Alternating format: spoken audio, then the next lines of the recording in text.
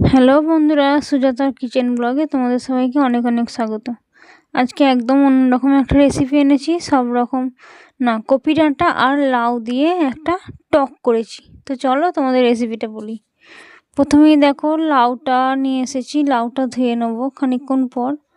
তো তার আগে হচ্ছে এই কপি ডাঁটাগুলো ধোয়া আছে, এই কপি ডাঁটাগুলো একটু প্রেসারে সেদ্ধ করতে বসিয়ে দেবো। তো দেখো এখানে প্রেসারে সেদ্ধ করতে কিন্তু বসিয়ে দিয়েছি।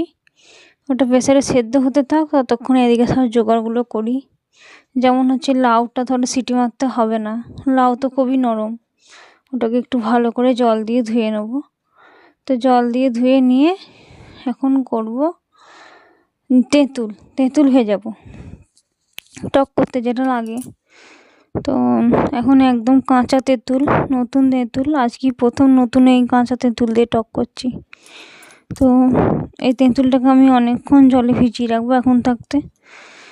আর এখন দেখো কপি ডাঁটাগুলো প্রেসারে সিটি মেরে নিয়েছি একটা, খুব একটা বেশি সেদ্ধ করা চলবে না, লাউয়ের সঙ্গেও সেদ্ধ হয়ে যাবে। এখন দিয়ে দিলাম তেলেতে 5 ফোড়ন। এ দেখো এখানে ঢেলে রেখেছি এই সব কপি ডাঁটাটা। আর না, আমাদের নতুন চাষের আলু এনেছে 1 পেতের মতন, ওই ছোটো ছোটো আলু গোটা কতক ছিল, সেগুলোও দিয়ে দিয়েছিল।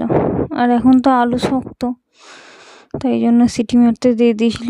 তো দেখো সম্বরাটা তো হয়ে এসছে, একটু হলুদ দিয়ে দিলাম, দিয়ে লাউটা একটু ভাজা ভাজা করব। খুব বেশি ভাজবো না, টকের সবজি ভাজতে হয় না খুব একটা। আর একটুখানি হয়ে গেলে তারপর আমি যে সেদ্ধ কপি ডাঁটাগুলো ছিল সেগুলো দিয়ে দেবো।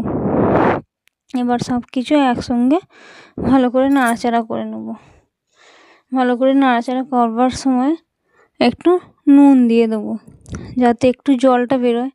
কতটা কি জল বেরোচ্ছে না বেরোচ্ছে দেখে তারপর জল দেবো। জল তো দিতেই হবে, টকে জল না দিলে, টকের ঝোল ঝোল না হলে হবে না ভালো। জলটা যত ফুটবে, যত মরবে, টকটা তত মজবে। তো আজকে করে রাখছি, আজকে ভালো হবে না খুব একটা, কালকে হবে। তো দেখো যখন হলুদটা না তেলেতে যখন দিয়েছিলাম কম হয়ে গিয়েছিলো, তাই জন্য এখন একটু হলুদ দিয়ে দিলাম। হলুদ কম বেশি মনে হলে এই সময় দেওয়া যাবে।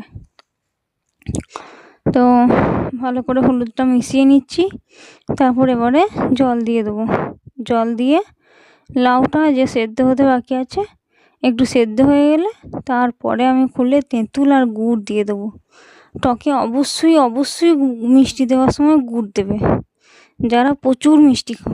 আর যারা অল্প মিষ্টি খাও, স্বাদটা শুধু ব্যালেন্স করার জন্য 1 চামচ চিনি দিয়ে দেবে, তাইলেই হবে। আর যারা আমাদের মতো মিষ্টি খাও তারা গুড় দেবে। তো এখন এটা চাপা দেওয়া থাক, সেদ্ধ হলে একটু পর করে খুলে দেখবো। দেখো লাউ কিন্তু সেদ্ধ হয়ে গেছে। এই অবস্থায় আমি দেবো তেঁতুল, যে তেঁতুলটা ভেজানো ছিল সেই তেঁতুলটা দেবো। এই দেখো এখানে তেঁতুলটা ভালো করে চটকে চটকে ওর কাঁচটা বার করে নিতে হবে। তো এরকম রং হয়েছে দেখো। তেঁতুলের কোনো কিচ্ছু যেন না পড়ে, শুধু তেঁতুলের কাঁচটা পড়বে। তো ভালো করে তেঁতুলটা চটকে চটকে জলটা দিয়ে দিয়েছি, তারপর গুড় দিয়ে দিলাম। এবার গুড়টাকে ভালো করে মেশানোর পালা, দিয়ে তারপর খানিকক্ষণ বেশ টক বকিয়ে ফুটে যাবে, তাহলেই টকটা হয়ে যাবে। তো দেখো ভালো করে নাড়াচাড়া করা তো হয়ে গেল। এবার ভালো করে তেলে জাল দিতে হবে, তাইলেই টকটা যত ফুটবে তত ভালো হবে খেতে। তো দেখো টকটা কিন্তু ভালোভাবে ফুটে গেছে, বেশ হয়ে এসেছে। এবার আমি টকটা ঢেলে দেবো। তো দেখো এরকম টকটা হয়েছে।